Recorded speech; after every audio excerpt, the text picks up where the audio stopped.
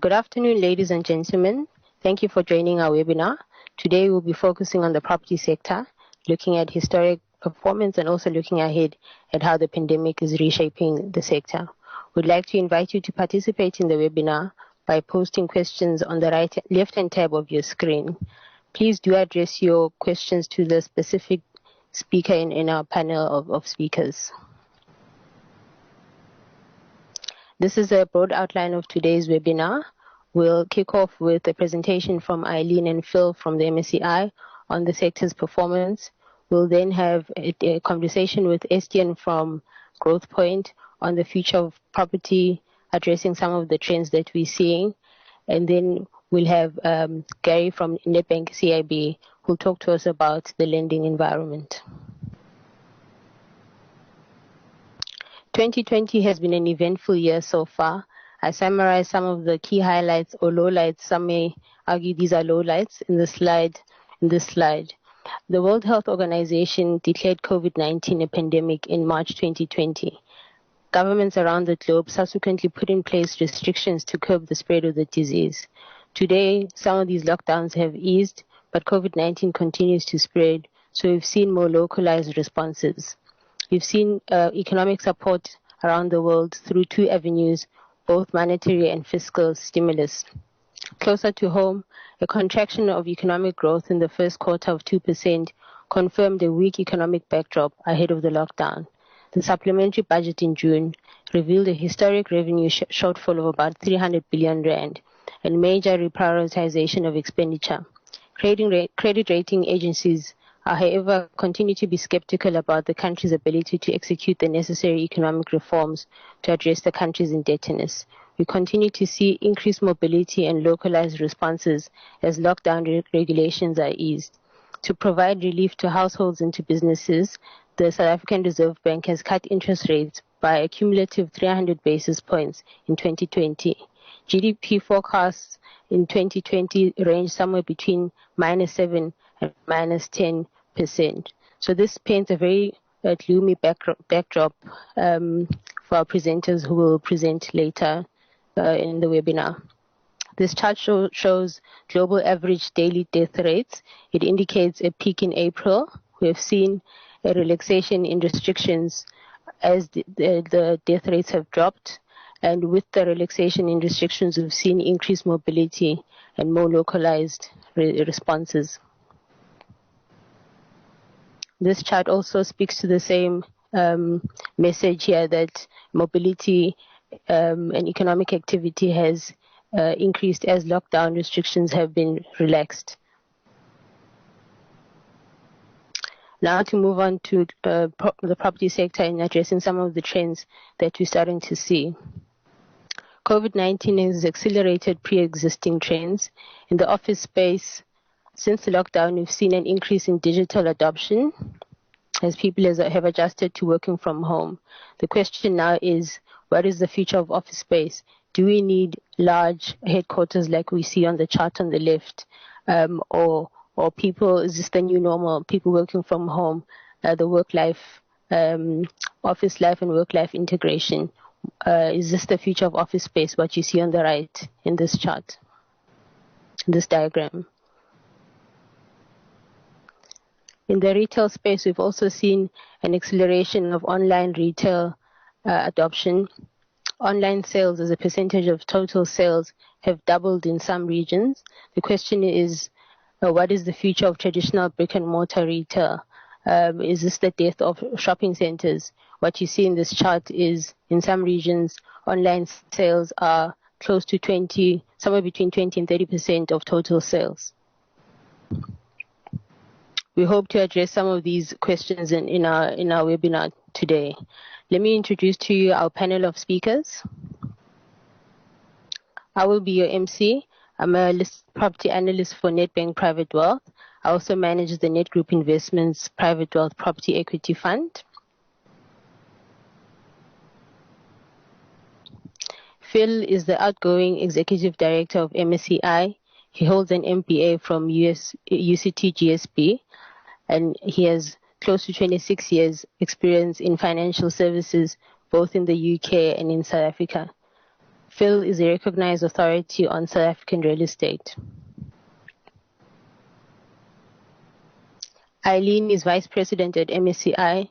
She holds a BSc in Maths and Human Geography from WITS and has almost 14 years in real estate investment experience both in South Africa and in the UK. Garrett is the Managing Executive of Nedbank Property Finance. He is a CA by training and has 23 years of banking experience, 14 of which have been in the property finance.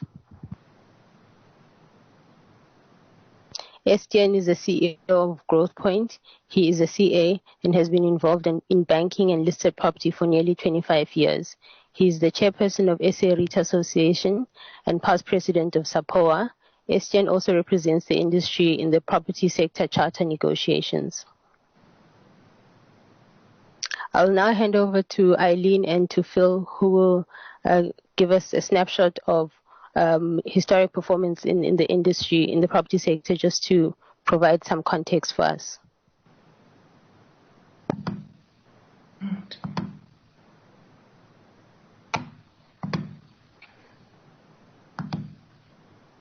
Thanks very much, Shala, and I hope you can all see my presentation. So hello everybody, and thanks very much for having me here on this Nedbank presentation. Let me introduce MSCI to you, of those of you who are not familiar with who we are. MSCI is a US listed company that provides indices and investment analytics to global clients. We do this in a multitude of ways via our 4 arms of business, one of which is real estate. The methodology that we use is globally consistent and creates comparable returns across the 30 markets that we operate in. In South Africa, the universe of data is worth 443 billion rand and includes 29 real estate portfolios. These portfolios are both listed and private and cover a variety of sectors. It is important because this data set is what we use to create robust and consistent view of the market. For each of these portfolios, we collect balance sheets and income statements for every property. By combining the income and valuations, we are able to calculate total return. Total return measures the performance of ungeared, directly held real estate. Phil will talk to us a little bit more about the main themes of this presentation. Thanks, Eileen, and welcome all and sundry. I thought what we'd do before we kick into some of the charts that Eileen's going to run you through, and what echoes a little bit of what Charlotte mentioned earlier, is that we would set some context around the key themes. You'll see that we've highlighted 3 of them. They're slightly unusual, but I think as an asset manager looking at property, it's important that we recognise that these are a little bit more forward-looking. Okay, so first off, I think the key theme we need to recognise is that COVID has accelerated many of the global trends we were seeing, and it's rather than a change catalyst, it's actually just been an accelerant, and that will come through. I'll let Eileen talk to each of those in their own way. I think these shifts, the trends that we talked about can be classified as either cyclical or structural. Again, the charts will demonstrate, but where we expect the downturns to be more severe than expected, given the expected depth of the recession coming, or structural, where the way the property is used has fundamentally changed, we can expect some of these shifts to be a lot deeper and a lot bigger than we would have expected previously, or we would have experienced previously. Where the shift is structural, we're going to be forced to reevaluate many of the norms we take as given. Those that get it right, so those that are able to throw away some of their holy cows and adjust to a world that's coming, will and also have the conviction to act on their new assumptions, will look very clever in a year or 3. The second theme we're going to be talking to is the dispersion of returns between property types, as well as asset selection within those property types. So given the convergence of a deep cyclical trough and the structural shifts I mentioned, we can expect increased volatility in the pricing, so the valuations, which is going to throw up opportunities to either buy low or sell high.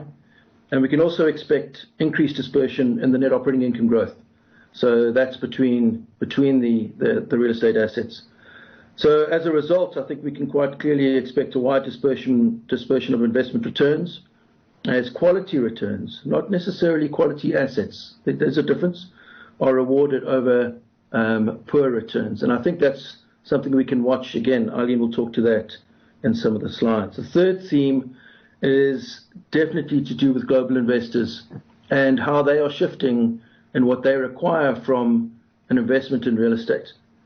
Traditionally, the institutional allocations to real estate have increased substantially over the last 20 years, and providers of capital are now unable to ignore the role of real estate in the risk-return profile of their multi-asset class portfolios. So real estate people can no longer hide behind real estate language. They can no longer hide behind a lack of data or a lack of analysis, because the guys that are giving the money are insisting on much better analysis, much better stats, and quality of research that fits in with the research that they use on their equity and fixed income portfolios. So Eileen, moving in, I think we'll talk to each of these points as you go through the slides and charts, but over back to you. Thanks, Phil. All right, so beginning with the global total return, this graph shows 5-year annualized total returns running up to 2019 versus the 2019 total return. And focusing on the global return on the right-hand side that I've highlighted, we can see that the 2019 return was lower than the 5-year annualized return.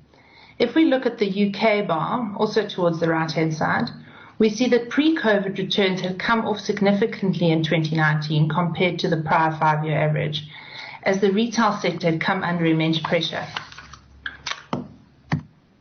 Staying then with the UK, in 2012, the industrial sector dislocated from the retail sector as e-commerce penetration went over 20%. Because the MSCI data is globally comparable, we can look at returns of other countries and relate it back to our South African experience. The UK dataset runs to June 2020 and demonstrates that COVID has exacerbated the UK sector's difficulties and wasn't the catalyst. We see a similar story playing out in South Africa in terms of COVID acting as accelerator of existing trends, bringing them to pass more quickly than previously expected. Bringing our attention back to South Africa, we've plotted here the South African total return versus GDP growth going back to 1995. The demand shocks that we see here are a result of crisis periods. We've got the global financial crisis back in 2009, and now we're facing a second crisis without any significant growth phase in between. You'll notice that this data ends in 2019, and that's because we haven't yet published the June 2020 results. We'll do that in October. But if we stand at the end of 2019 and look forward into 2020, South Africa was already on a downward trajectory. Then came COVID and the Moody's downgrade. In December 2019, valuations were contracting and income return was at an all-time low, telling us that valuations were high in relation to the income received. Until now, we've often thought of property by sector, so retail, offices and industrial, or even by subsector at times.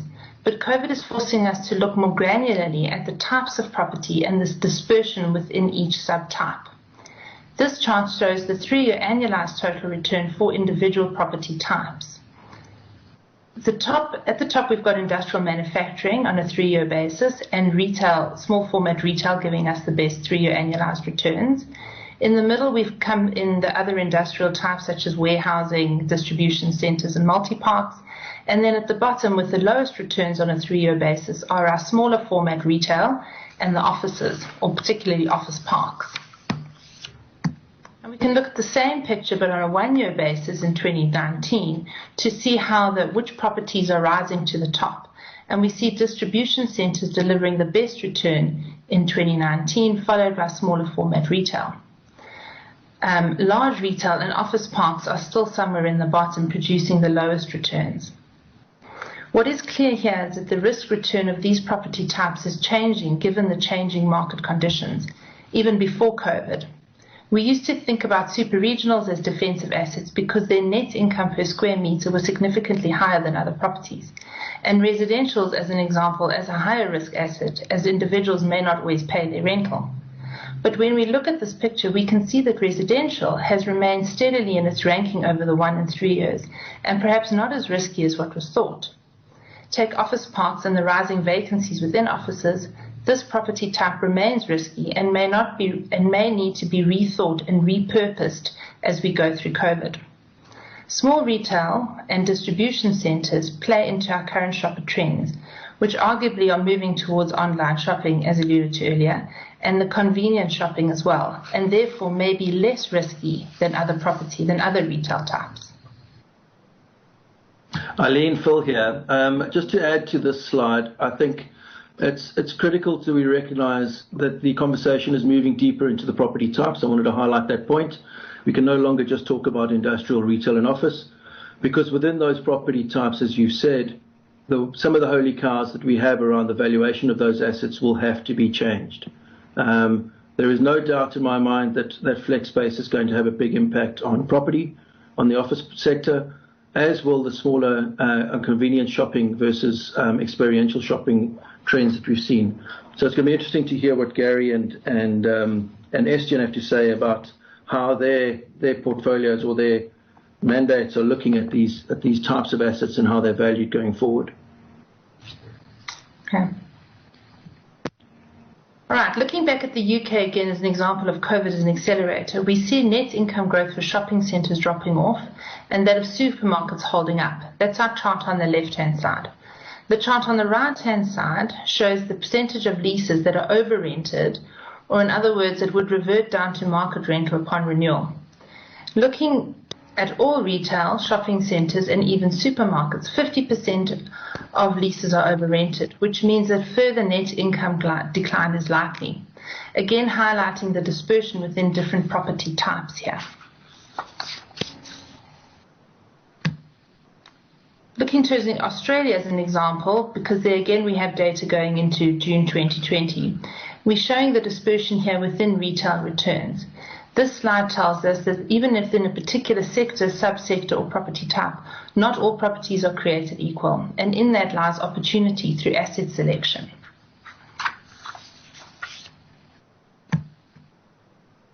Coming into the third theme of global investors demanding better risk-return analysis, there needs to become more sophistication.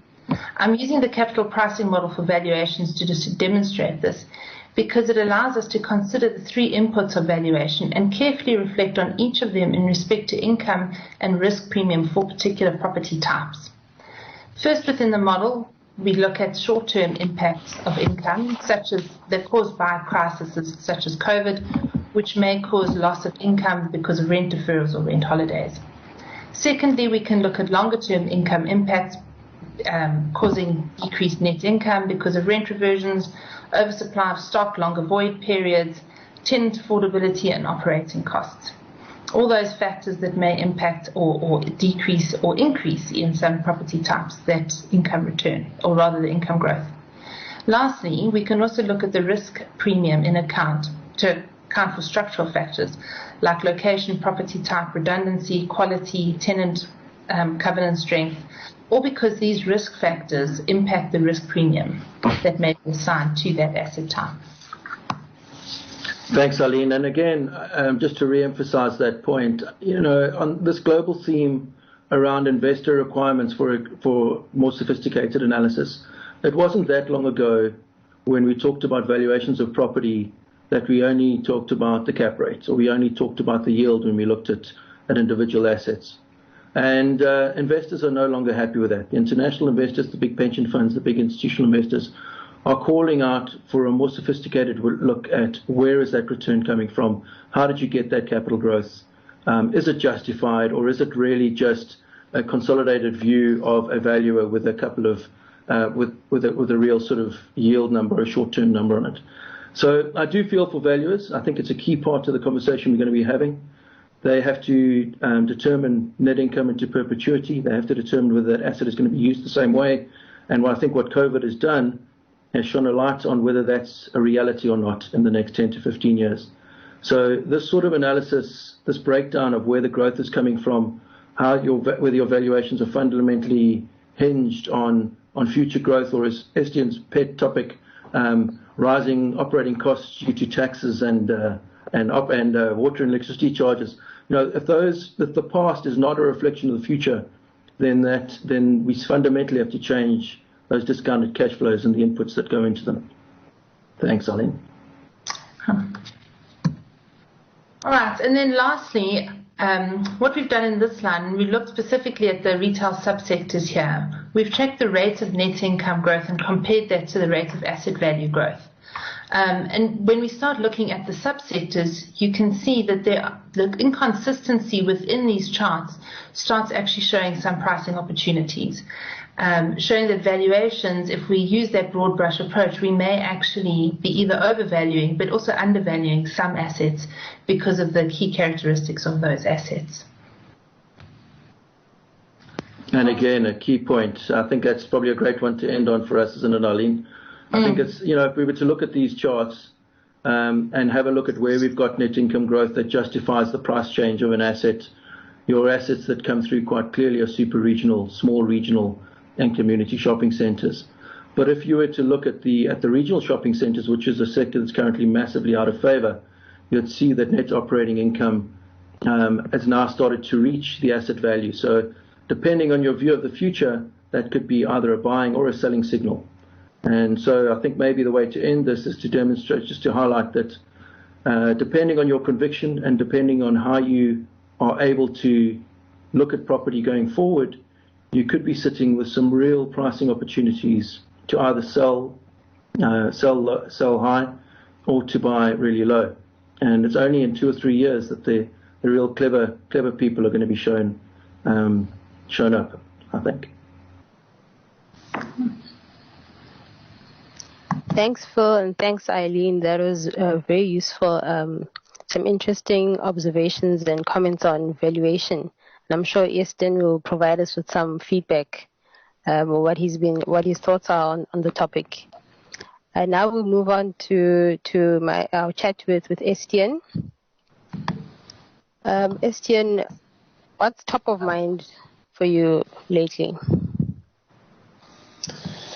Well, many things, Shala, but clearly, we're in the 7 lean years for property at the moment, and everything it's amazing how expectation and the gap, obviously has a big impact on the psyche. So, if you look back to April, where we are now seems like a wonderful place. But if you put it in the context of, the sort of bigger picture, the economy is really, really difficult. And it's playing out in all property sectors. So it's not just in the traditional big commercial sectors of retail, and even within retail there are different dynamics, as it's already been discussed.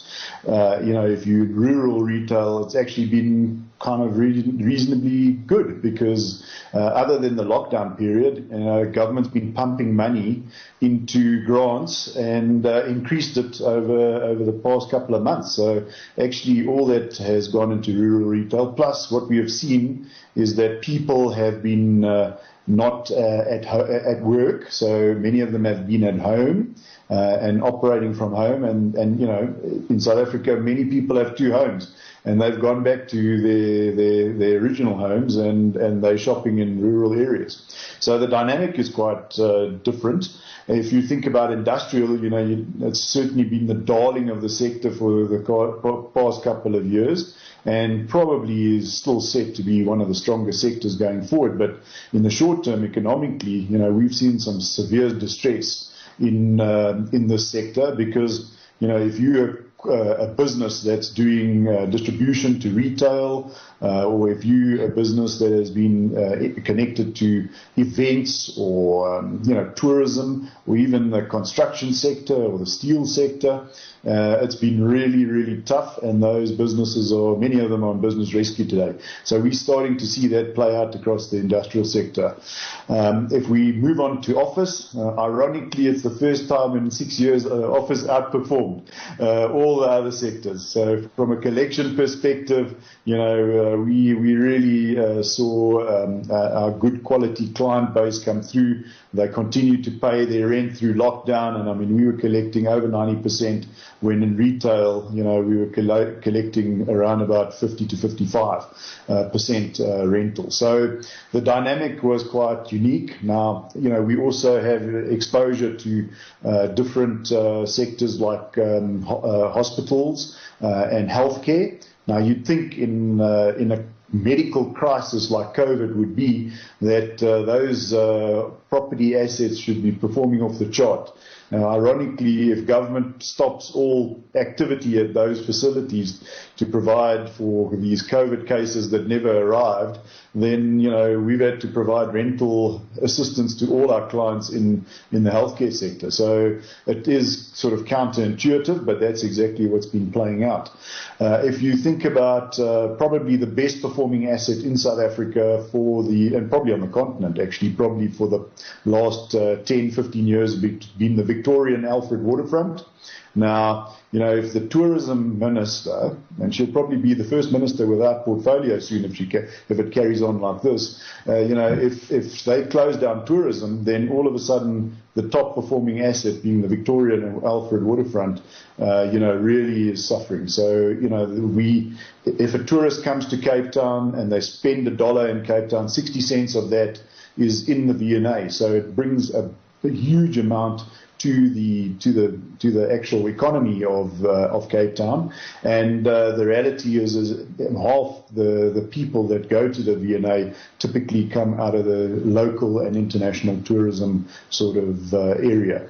So that asset is struggling, pretty difficultly in this environment.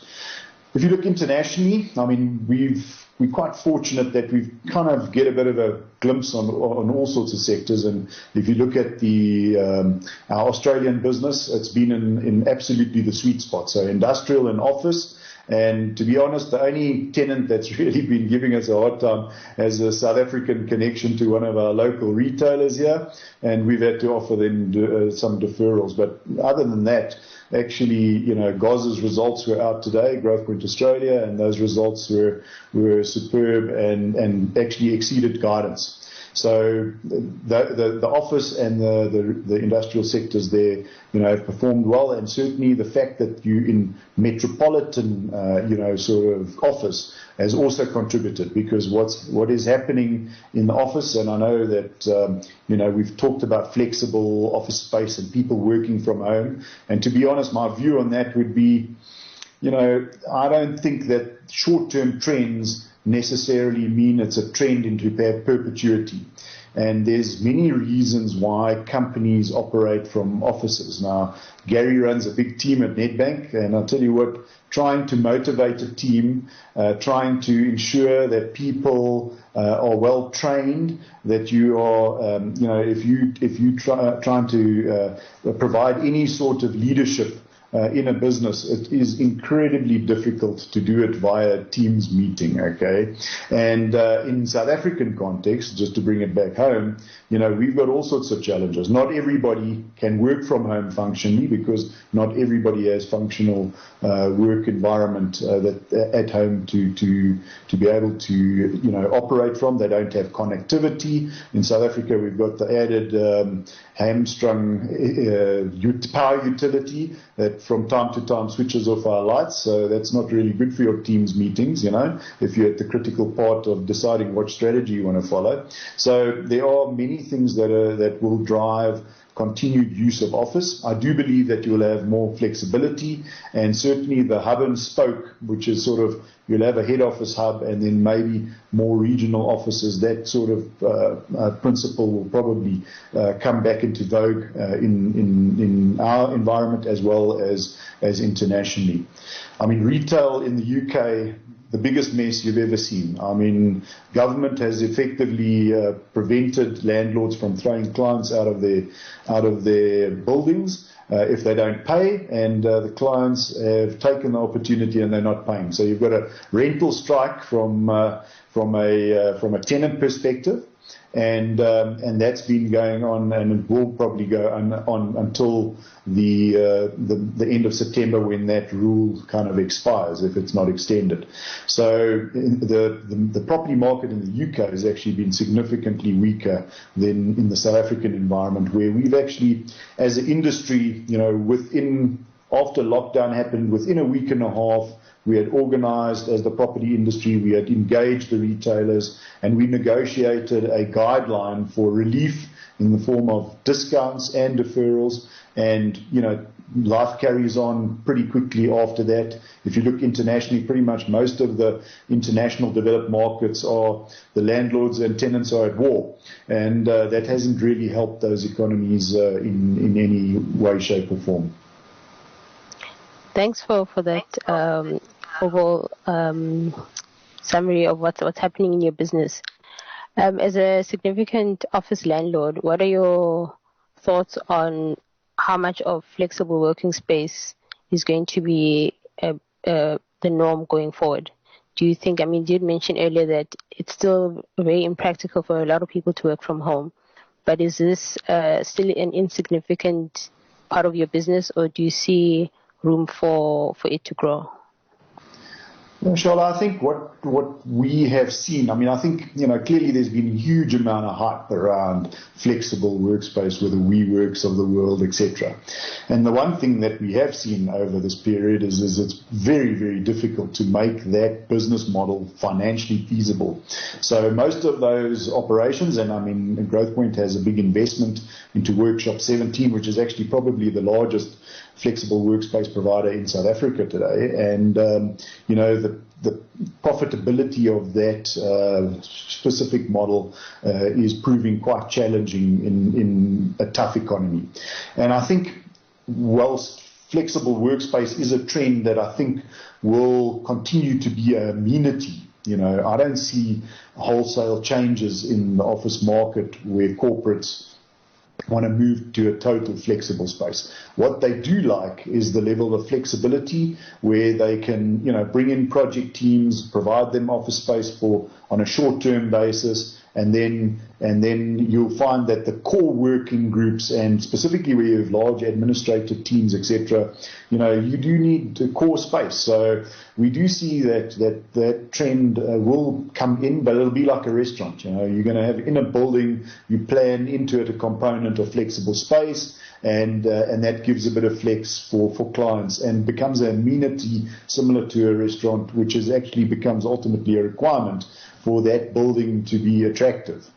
I know there's been I think you mentioned office parks and buildings. The reality is in South Africa, we have seen, we've just completed a very, very large 35,000 square meter building in P-grade building in Rosebank. And, look, I must honestly say, when a year ago, when we looked down the barrel at the economy we were facing, I'll be honest, we were quite concerned that demand would be poor for this brand new office space. But we have been very surprised. That building is fully let, and the demand for quality space still remains.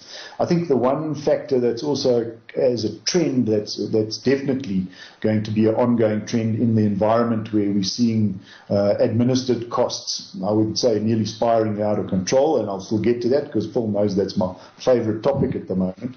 And the reality is that increasingly energy efficient properties that offer clients good value and lower operating costs are going to be increasingly a factor that we have to take into account in the industry. And properties will have a limited lifespan. So increasingly, if you don't look after your building, or if you're not putting in the latest technology, it effectively becomes redundant much quicker, and that'll have an impact on valuations.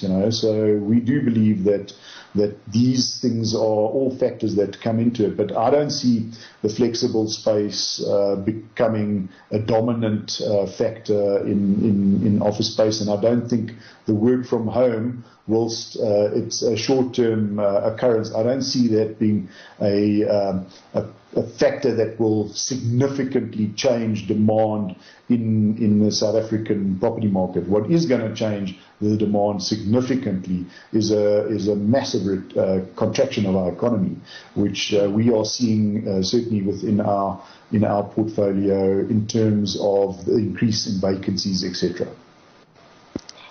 Just to tie back what you're saying with what Eileen and Phil mentioned earlier on which asset classes are performing better than others. What are your thoughts on convenience retail versus super regional shopping centers? Is this the death of super regional shopping centers given all the challenges and the uptake of online retail? Yeah. So if we look at retail or the retail landscape in South Africa, I mean, I think there's sort of maybe a post-COVID kind of situation that we're facing at the moment, which I think is different from the trend that's been playing out in South Africa over the past 10 years. The weakness in regional retail and the bigger retail formats has come as a result of overdevelopment. And that is typically as a result of a drive by mainly the large retailers to commit to ongoing space. And Gary, unfortunately, the banks have played their role in this as well, because they keep funding the developers that have the commitments for these shopping centres. So what would typically happen is you'll have two reasonably good shopping centres in a city, and then a developer manages to convince a whole bunch of retailers, and they commit to it, and then the banks fund it, and boom, you've got a third one. Now you've got 3 week sort of shopping centres that have to rebase. And that we've seen across the board. I mean, we've got a portfolio of 40-odd shopping centres across South Africa, and there aren't that many that haven't faced quite significant competition. Now, in this economic environment, the weakness in the retailer model comes to bear very quickly. So their overheads have gone up significantly because they have taken the same market and divvied it up amongst more shops as they've expanded in the same area. And now all of a sudden the trade doesn't meet the actual underlying cost base. And the first place they come back to is the same property owner that's providing the space. So the reality is that rentals are under pressure, and that is why some of these larger formats have struggled. Post-COVID, if we look at what we've seen, people clearly in the higher LSM areas have tended to be very, very careful in going to shopping centres. And we're starting to see that improve. But the bigger the shopping centre, the more difficult it's been. We've got some of our regional shopping centres in the neighbourhoods, and they back up over 80, 90%. And in fact, some of them are at full capacity in terms of footfall. So, if it's in the neighbourhood and it's a well-located regional, we're seeing that we've actually come through that phase now pretty well. But, shopping spend has changed somewhat. I've spoken to one or two of the retailers. Clearly people are at home more, so they're spending more on home goods. So those sales have increased. Spend on children's clothing and children's goods have gone up. We've seen a bit of a drop-off in workwear because people don't wear suits at the moment in going to offices or smart clothes. So the active wear or the athletic wear components we've seen have performed particularly well over this period. And as I mentioned earlier, if the rural sort of shopping environment has proven to be very, very strong. I think a lot of us have also got much more insight into who's our client going and shopping at these shopping centres. So that will also have some benefit for the industry going forward. So if you're in Sandton and you've got a big shopping centre, you'll be surprised how many of the people that are coming into work in Sandton actually shop at your shopping centre, and that's changed the dynamic in many of the stores in some of the shopping centres. So, all this actually will probably help us to be a bit stronger. But in the short term, the economy is going to really hurt us. And I think, we've already gone public as Growthpoint to say we think that valuations probably over the next couple of years will probably drop by about 20-odd%. Now, that was met with a gasp and quite a couple of angry faces from some of our peers. But, just the simple maths, if you drop your rental by 5% and you move your cap rate by 100% from, say, 8 to 9%, all of a sudden that's a 15.5% drop, So it's not that difficult to see how you get there. And in fact, we've seen one or two of the REITs already announcing 14 and 15% drops in some of the retail assets per se. But I think it's going to be across the board. We'll find pressure, and rentals will be under pressure because I think there's an oversupply in pretty much all the sectors. Yeah, that leads into a question we have here from Mohammed. His question is: in your view, which asset classes would have the biggest downward revisions in valuations? And do you think this will come mainly from cap rate moves or from rental changes? Yeah. So the cap rate, let's start with that because it's actually quite a difficult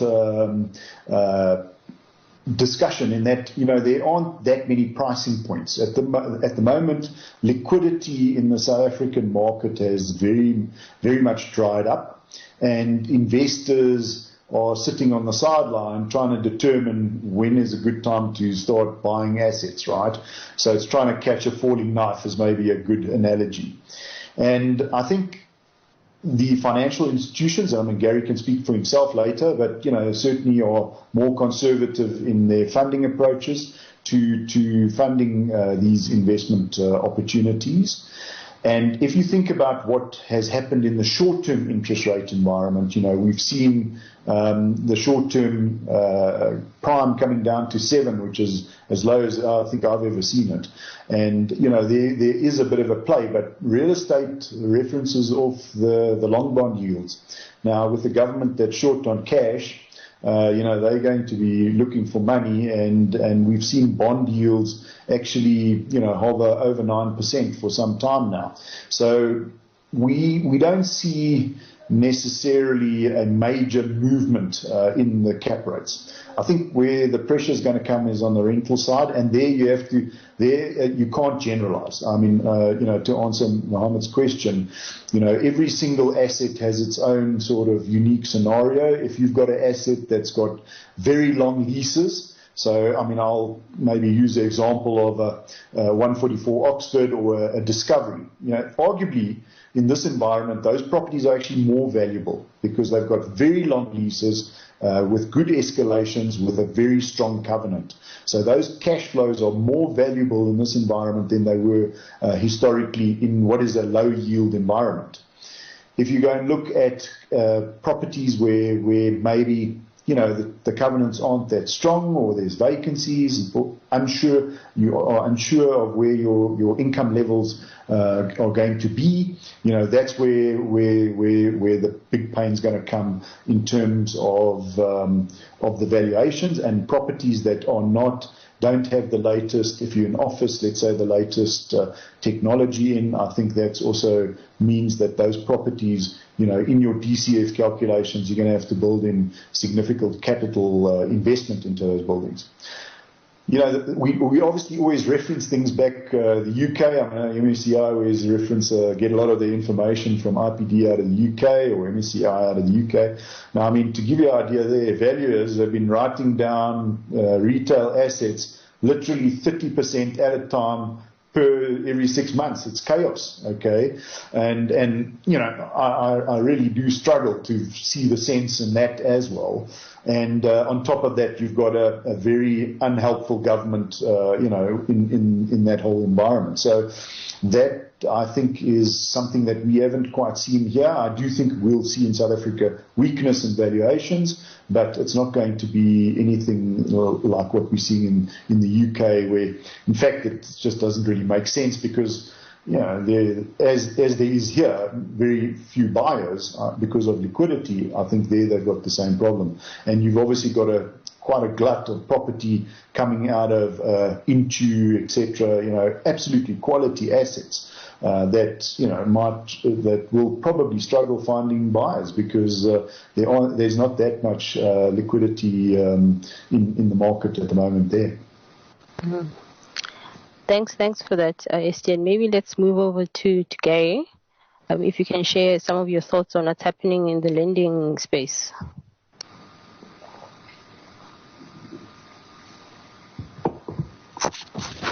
Sure. Thanks, Charlotte. I thought, before just getting into, some potential questions that you may have, I'll just give you a bit of a sense of what we've been seeing in the market and perhaps some of the work that we've been busy with, and we'll just create some context for what clients may be seeing. So let me start by just saying good afternoon to everyone, and thank you for joining us. I think our two immediate areas of focus revolved around what the immediate liquidity requirements of our clients were going to be as the lockdown started, and then to start focusing on what we believe the longer term trends were that were likely to emerge around property values and underlying cash flows. So if we start with liquidity, and just to give you a sense, we've been approached by many clients during this period who've needed short-term liquidity relief given the cash flow pressures they've experienced due to lockdown. And to date, we provided relief to just over 950 of our clients on just over 1,300 transactions. So to give you a sense of that relief, some of it has revolved around temporary capital holidays, short-term roll-up of interest, liquidity facilities, extensions of tenors, and condonement of covenant breaches. And during this time, we've also spent quite a bit of time just working with our clients on what their collections experiences have been, and this particularly been with our listed client base. And if we work across a broad range of clients, we've calculated average collections to be around 67% in April, 71% in May, in May, around 83% for June, and we've just calculated July at around 88%. And so I think, Estienne made the point. I think in general, our view is that those collection stats were much better than what we expected at the beginning of the lockdown, and I think that's the general market sentiment. And so as a result, I think the immediate liquidity positions of our clients were much better than expected. So despite the pressures, I think it's much better than we would have anticipated. And then, if I move on to some of the work we've been doing with a number of our clients and the valuation companies in the market, just to try and get a range of views around what we think is likely to happen to property values. What I would say is it's actually very difficult to accurately determine, exact views at this point and exactly where values are going to land. But I think the themes I would summarize are very similar to what we've already heard, and that's values are going to come off across the sector. We can't determine the exact quantums yet, and there are many varying views on this, and we've seen some of the listed companies, as Estienne said, come out with very wide ranges on what that impact could be. We do anticipate that value is likely to reduce over the next 24 months as opposed to just a one-off event. And as came out in the earlier presentation, we also believe it'll be driven more by reduced cash flows rather than a once-off significant adjustment to cap and discount rates. But, we need to spend a lot more time over the coming months just trying to understand what we think the permanent impacts on value will be that kind of emanate from this period, because I think we're still very much in that shock phase. I wanted to talk a little bit about some work we did with BASA, and that was just trying to provide some clarity across the banking sector on a number of issues that were raised by the property industry group. And the property industry group was led by Estienne and really a group that represented landlords across the sector. And the key issues that were raised and that BASA tried to respond to was around how the banks were planning to look at values in the short term, how banks would deal with covenant breaches during this period, how banks were likely to deal with facilities that matured over this period, and whether banks would provide relief to clients experiencing short-term cash flow issues, and what the nature of those that type of relief would be. And so, as you can imagine, it was extremely challenging to get 5 banks to agree on all of those issues. And I think, though, in the end, the document did create the clarity required on the broad approach that banks were likely to follow on all of the issues, other than perhaps on how they'd approach valuations. As I was saying, I think the most important point that came out of the document is that banks were prepared to work with their clients, and that really those issues would be dealt with on a bilateral basis, and really focus on circumstances specific to each client and to each deal. I think maybe just moving on to something that we've been asked a lot of questions about is what is our appetite to do business in the current environment.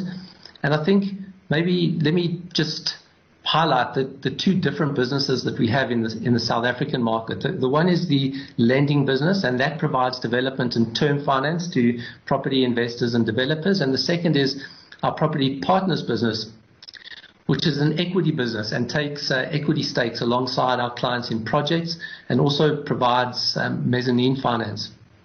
And I do want to highlight we do have appetite to do deals in both of those businesses, and pleasingly we're actually seeing a number of opportunities across all of them. But I do think it's important to highlight, and for everyone in the sector, a key risk that's been touched on and that we all need to be cognizant of is that we do anticipate values to decline going forward, and that cash flows will remain under pressure, and we obviously need to think about that on a forward-looking basis in the context of initial gearing levels that we provide at this point. But, as again, a very important point I'd like to highlight is that property is an extremely important asset class for Nedbank. We do understand it through the cycle, and we do have risk appetite to do new deals. So, Charlotte, perhaps let me end there and hand back to you, and take any questions you may have. Yeah, thanks, Gary. Which sectors do you have appetite to lend in? Is there a preference for some more than others? I don't think we've taken an approach that says we don't have appetite to do a particular type of asset class, or we have, more appetite for something else. I think, our approach is very much to work with our clients, and to try and understand the property fundamentals of each transaction that may be brought to us, and figure out what the solution is from there. So it's very much working with clients as opposed to shutting down particular segments of the market. Thanks, Gary. And in terms of pricing, have you seen changes in terms of pricing? Well, I think there's probably 2 components to that. The one is, we've obviously seen the 300 basis point reduction in rates over the course of this year. And so obviously, property owners and I think consumers in general, would have benefited from that. But clearly from a pure credit, what we're seeing is that as Estienne has pointed out, the macro fundamentals are weak. We're seeing more risk in the environment. We anticipate that risk to continue to come through, into the future. And so our pricing metrics are reflecting that increased risk, and to make sure that we can maintain the level of returns that we need to on our capital, we are seeing credit margins, move up across the board. Thanks, but I guess offset by the drop in rates. In rates, yeah. Thanks a lot, Gary. Maybe one more question for Estienne before we wrap up today. A lot of our clients invest in property for dividends. Any feedback on your discussions in terms of the 2-year reprieve and the requirement for REITs to distribute minimum 75% of their distributable income? Yeah, so I mean the rule is at this stage that REITs are taxpayers. They obviously get their full distribution as a deduction, which makes them tax neutral, if you'd like, from an income tax point of view, to the extent that they pay out all their profit. And regulatorily wise, we have to pay out 75% of our taxable earnings. So that's a slightly different calculation, but pretty much boils down to 75% of distributable earnings, cash earnings. And we have asked National Treasury and the JSE for relaxation on the 75% rule, as well as to the extent that we withhold capital, that capital or that profit is not taxed for a period of, let's say, 1 or 2 years. Now we haven't had feedback. We have had lots of feedback from the JSE, but at this stage we haven't had feedback from National Treasury. So if we look at the listed share price levels, I mean, they obviously looking pretty dreary. I think the sector's down, 40-odd%. And, I would argue that the market currently has priced in significant devaluations, far more than the sort of numbers that I've sort of raised around the 20-odd%. I think it's also pricing in significant weakness on those balance sheets and maybe potential recapitalizations, which will be, if you think the valuations are going to be way more weaker than what we think they are, then you're obviously going to be pricing in bigger recapitalizations. And we do think that the distributions will come back and will be paid. At this stage, there is no regulatory relief, so at best, most companies, will have to pay the 75% level at a minimum, and those that don't, they're clearly failing the liquidity and solvency test, which in itself, would be a bit of a concern. So I think most of the REITs are putting out profit announcements. Clearly, the industry lost a lot of money over the lockdown period. Okay, we protected the banks nicely there, Gary, as well as the municipalities. Okay, and that was painful, and that will be most of the results are for 30 June. So we'll have 3 months of post-COVID in. So I think that maybe from an investment perspective, my view is that the market has probably priced in everything and more, and there's some good buying opportunities there for an investor that's looking for a quality investment over the long term. Thanks, Estienne, and thanks to the rest of our guests. I think that's it for today. Just for people dialing in, a link will be sent with the recording of this webinar and with the slides. Thanks, everyone. Have a good afternoon.